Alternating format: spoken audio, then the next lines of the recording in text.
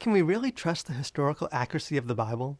Wasn't it written down long after the actual events and initially passed down orally like a childhood game of telephone? And we all know how that usually turns out. So how can we know that the biblical writers remembered all the details correctly? It's an important question, so let's talk about it.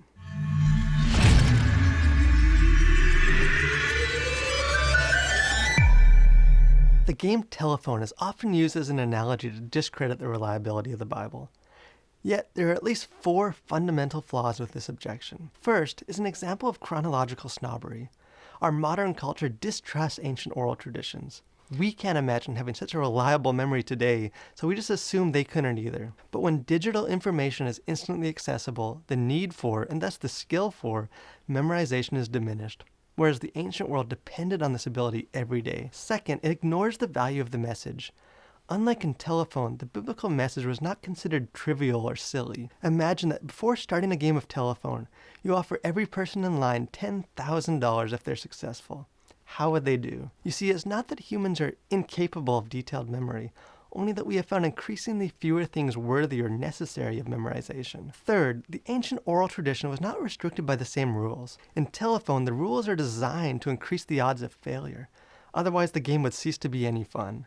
You say the message only once, to only one person at a time, and you do it all in a whisper. The oral tradition was set up for success.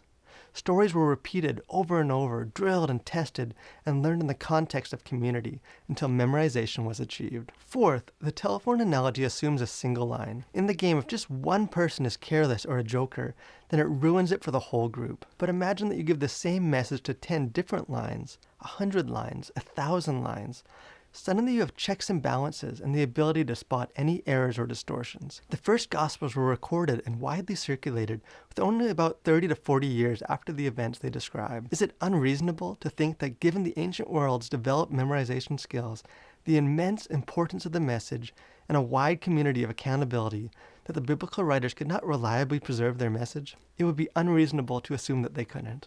Does this prove that everything said in the Gospels is true? No. But it does give us confidence that, unlike the game of telephone, the original biblical manuscripts provided an accurate account of the life and teachings of Jesus and historical biblical events. Hey guys, thanks for checking out this video. If it was helpful, I encourage you guys to check out some of our other related videos, and I hope that you guys will continue to collide with your world for Christ.